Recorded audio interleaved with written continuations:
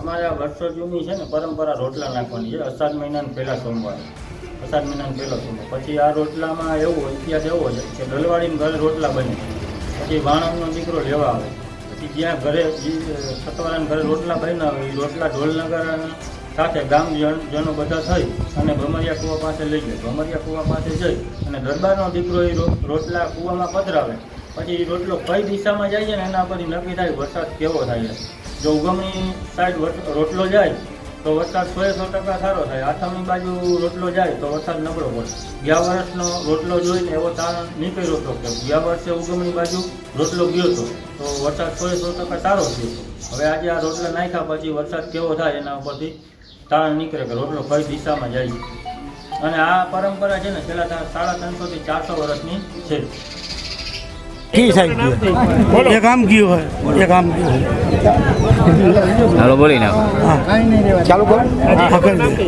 આ અમારું જામનગર જિલ્લાનું આંબરા ગામ અને અમે અષાઢ મહિનાના પહેલા સોમવારે અહીંયા વેરાઈ માતાજી અમે બધાય દેવસ્થાને નૈવેદ્ય જુવારી ગજા નારિયેળ સિંદોર અને પછી વેરાઈ માતાજીના મંદિરે અમે આવી અને અમારા દાદા ને પરદાદા આ બધું કરતા અને રોટલા નાખતા માતાજીના અને વરસાદનો વર્તાવ જોતા કોઈથી પ્રમાણ જોતા કોઈથી ફેલ જાતું નહીં, બરોબર.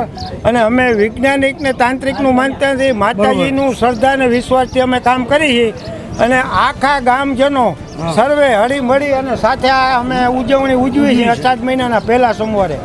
અને અમે આજે ફેરે પણ રોટલો નાખ્યો અને વરસાદનો વર્તારો જોયો એટલે વરસાદ થોડોક ખેંચવે એવું દેખાડે છે કે આપણે આ 10 દીમાં વરસાદ પાવરફુલ પાછતરો છે, કોઈ બીવાની કાંઈ જરૂર નથી.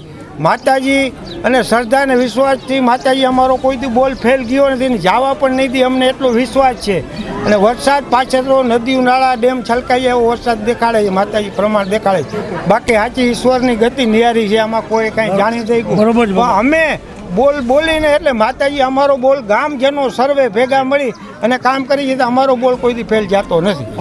બરોબર.